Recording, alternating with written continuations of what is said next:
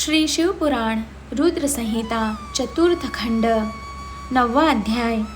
तारकासुर की वीरता। ब्रह्मा जी बोले, नारद, इस प्रकार देवताओं और दानवों में बड़ा विनाशकारी युद्ध होने लगा। तारकासुर ने अपनी विशेष शक्ति चलाकर इंद्रदेव को घायल कर दिया। इसी प्रकार दानवों की सेना के वीर और बलवान राक्षसों ने देवताओं की सेना को बहुत नुकसान पहुंचाया। उन्होंने कई लोकपालों को युद्ध में हरा दिया और देवगणों को मार मार कर भागने लगे। असुर सैनिकों को देवताओं पर हावी होते देख असुर खुशी में झूम उठे और भयंकर गर्जना करने लगे। तब देवताओं की ओर से लड़ रहे वीरभद्र क्रोधित होकर तारकासुर के निकट पहुंचे। तारकासुर ने वीरभद्र को चारों ओर से घेर लिया। उन्होंने परस्पर पाश, खड्ग, फारसा और पट्टीश आदि आयुधों का प्रयोग किया। देवता और असुर आपस में गुत्थम गुत्था होकर लड़ने लगे। तभी देवताओं की ओर से वीरभद्र तारकासुर से लड़ने लगे। वीरभद्र ने पूरी शक्ति से तारकासुर पर आक्रमण किया और उसको त्रिशूल के प्रहार से घायल कर दिया। घायल होकर तारक जमीन पर गिरा, परंतु अगले ही पल उसने स्वयं को संभाल लिया और पुनः खड़े होकर वीरभद्र से युद्ध करने लगा। महाकौतुकी तारक ने भीषण मार से वीरभद्र को घायल करके वहां से भगा दिया। तत्पश्चात उसने वहां युद्ध कर रहे देवताओं को अपने क्रोध का निशाना बनाया। तारक देवताओं पर अपने बाणों की बरसात करने लगा। तारकासुर के इस अनायास बाणों की वर्षा से देवता भयभीत हो गए। तब स्वयं श्रीहरि विष्णु तारकासुर से लड़ने के लिए आगे आए। श्रीहरि ने गदा से तारकासुर पर जो ही प्रहार किया, उसने विषित्व बाण मारकर उसके 2 टुकड़े कर दिए।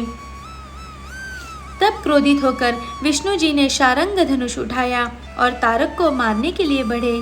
तभी तारक ने प्रहार करके उन्हें गिरा दिया तो विष्णु ने गुस्से से सुदर्शन चक्र चला दिया।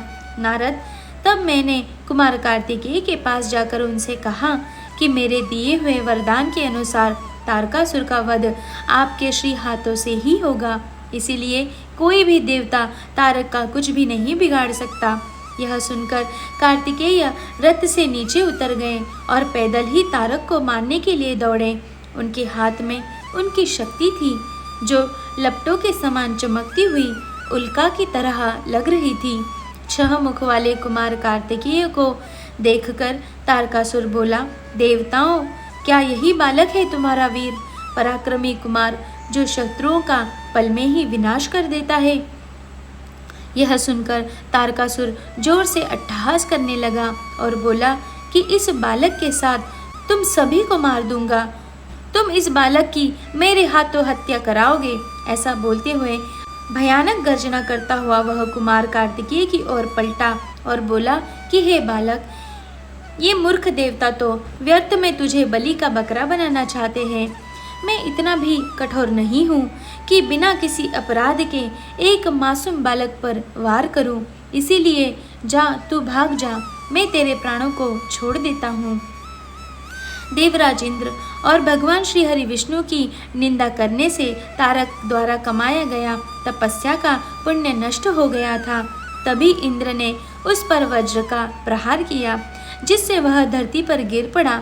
तब कुछ ही देर में तारकासुर पूरे उत्साह के साथ पुनः खड़ा हो उठा और अपने भीषण प्रहार से उसने देवराज इंद्र को घायल कर दिया और उन पर अपने पैर का प्रहार किया। यह देखकर देवता भयभीत हो गए और इधर उधर भागने लगे। तभी श्री हरि विष्णु ने इस स्थिति को संभालने के लिए तारकासुर पर अपना सुदर्शन चक्र चला दिया। चक्र ने तारकासुर को धराशायी कर दिया, परंतु तारकासुर इतनी आसानी से हार मानने वाला नहीं था। वह अपनी पूरी शक्ति के साथ पुनः खड़ा हो उठा। तब उसने अपनी प्रचंड शक्ति हाथ में लेकर भगवान विष्णु को ललकारा और उन्हें अपने भीषण प्रहार से घायल कर दिया। विष्णु जी मूर्छित होकर पृथ्वी पर गिर पड़े। वहां का यह दृश्य देखकर सभी देवताओं में कोहराम मच गया। सब अपने प्राणों की रक्षा करने के लिए इधर उधर भागने लगे। सारी सेना तितर बितर होने लगी। यह देख वीरभद्र ने तारकासुर पर आक्रमण किया।